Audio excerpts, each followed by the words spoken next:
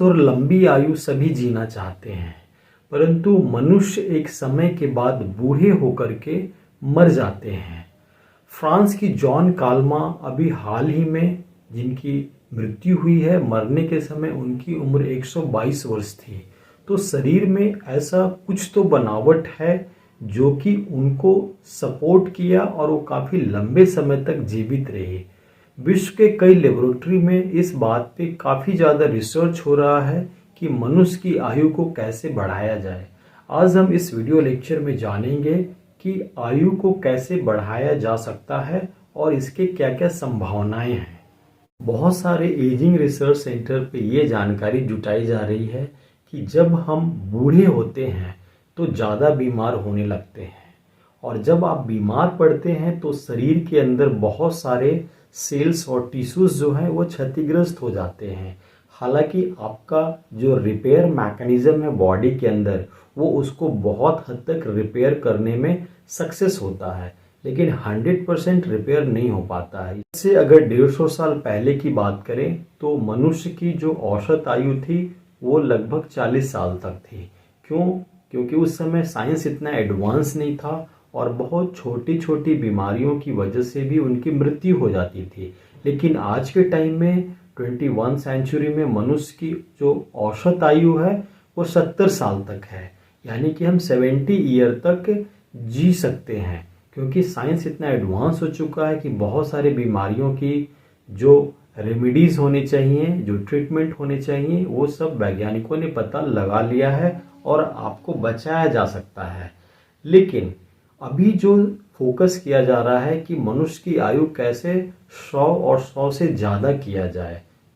70 साल की उम्र में जब कोई मनुष्य बीमार पड़ के हॉस्पिटल में जाता है तो ज़्यादातर केसेस में उनके जो वाइटल ऑर्गन हैं वो काम करना बंद कर देता है, जिसमें आपका लीवर है, किडनी है, हार्ट है, जिसकी वजह से उनका देहांत हो जाता है।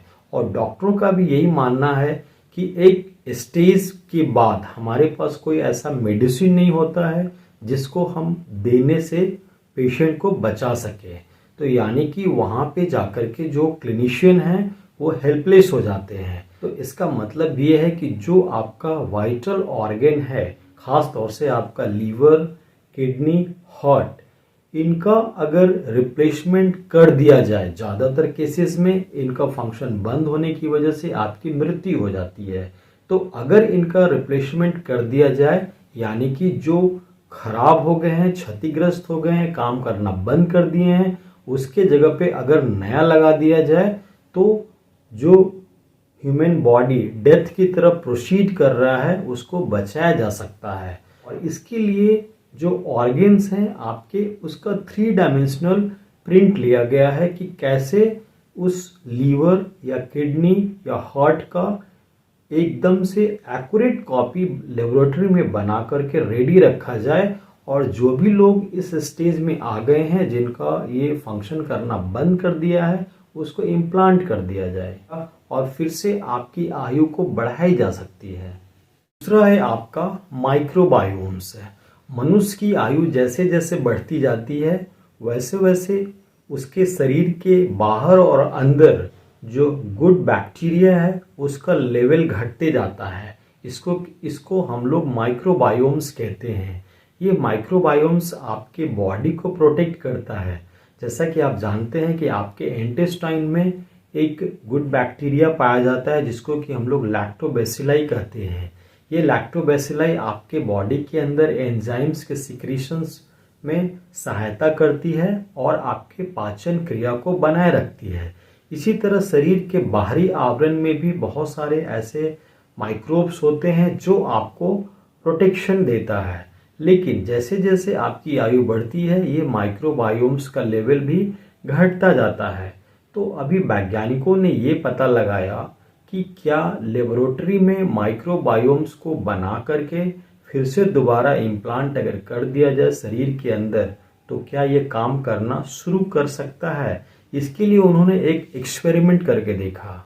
इस एक्सपेरिमेंट को करने के लिए अमेरिका के माइक्रोबायोलॉजिस्ट ने लोअर माइक्रोब्स को सिलेक्ट किया था, यानी कि लोअर ऑर्गेनिज्म को। इसके लिए उन्होंने कुछ कीड़े को सिलेक्ट किया और ये पता लगाया कि इनके अंदर किस तरह के माइक्रोबायोम्स पाए जाते हैं। जिस तरह से हायर ऑर्गेनिज्म में माइक्रोबायोम्स होते हैं उनको प्रोटेक्शन देने के लिए, उसी तरह लोअर ऑर्गेनिज्म में भी माइक्रोबायोम्स पाए जाते हैं।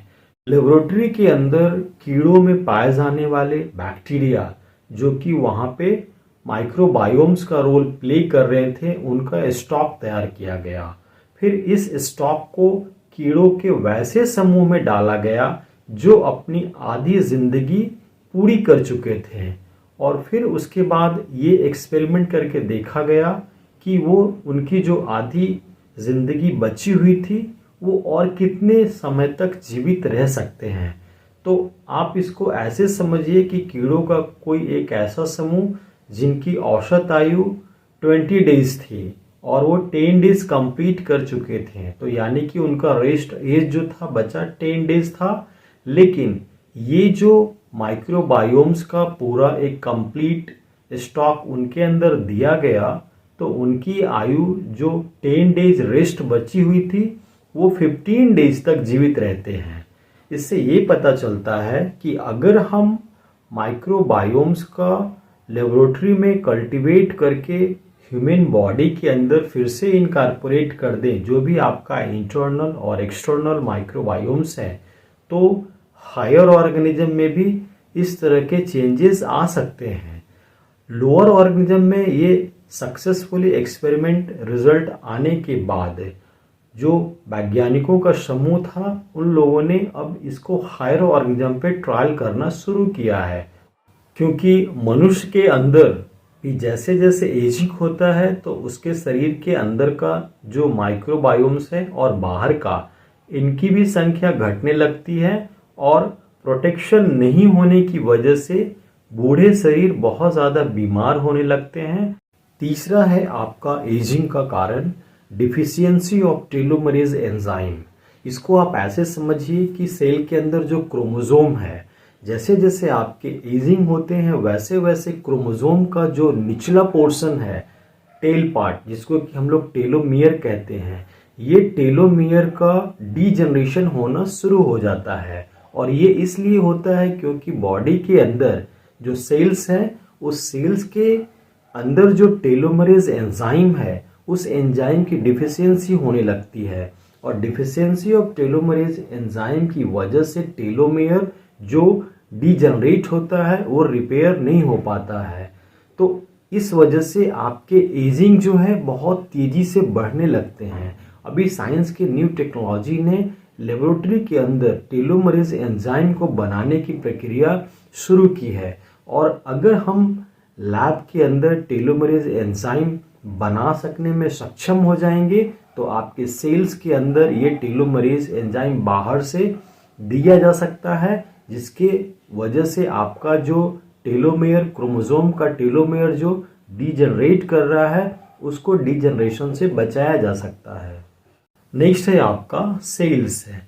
जैसे जैसे आपका शरीर ओल्ड होने लगता है वैसे वैसे आपके सेल्स भी ओल्ड होने लगते हैं, क्योंकि शरीर के अंदर जितने भी डैमेजेस होते हैं उन सबको रिपेयर आपका सेल्स करते रहता है, और पुराने सेल्स के जगह पे नए सेल्स जगह लेने लगता है, और सेल्स के बूढ़े होने की क्रिया को हम लोग सेनेसेंस कहते हैं। यानी कि जैसा जैसा आपका एज बढ़ता है वैसे वैसे आपके सेल्स के भी एज बढ़ते हैं, और एक सर्टेन टाइम के बाद आपके बॉडी के अंदर 80 to 70% जो सेल्स हैं वो सबके सब बूढ़े हो जाते हैं, जो कि आपके एक्सटर्नल सरफेस पे रिंकल्स जो आपको दिखाई देते हैं स्किन के, ये बूढ़े सेल्स की निशानी है। यानी कि जो बूढ़े सेल्स होते हैं वो लाइफ कंप्लीट करने के बाद मर जाते हैं, और जो डेड सेल होते हैं वो आपके बॉडी के अंदर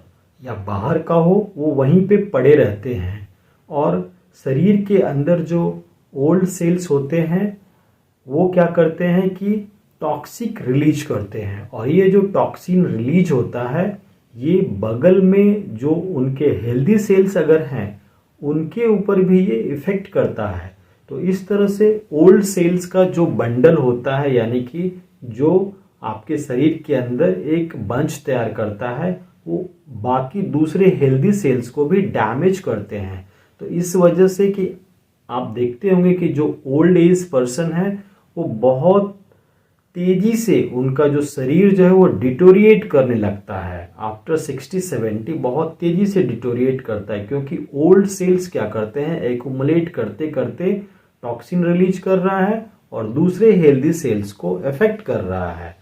चौथा जो हमारा सेल्स का जो ऑप्शन था, आप देख रहे हैं कि जैसे जैसे आप बूढ़े हो रहे हैं वैसे वैसे आपके सेल्स में भी सेनेसेंस हो रहे हैं और वो ओल्ड होते जा रहे हैं, और ओल्ड सेल आपके शरीर को बहुत तेजी से डैमेज कर रहे हैं। यानी कि अब हमें जो ओल्ड सेल्स हैं उनको फिर से यंग करना होगा। और एनिमल टिश्यू कल्चर में ये टेक्नोलॉजी डेवलप करके देखी गई है कि जो ओल्ड सेल्स हैं उनको वापस से यंग किया जा सकता है। इसके लिए भी एक एक्सपेरिमेंट करके देखा गया कि लेबोरेटरी के अंदर जो ओल्ड टिश्यूज पड़े हुए थे उनके अंदर कुछ ऐसे केमिकल्स लैब में तैयार किए गए जो कि उस टिश्यूज के ऊपर देने के बाद वो ओल्ड टिश्यूज यंग टिश्यूज में कन्वर्ट कर जा रहे हैं। यानी कि उनके अंदर जितने भी फंक्शन थे यंग स्टेज में वो सब होने लग रहा है।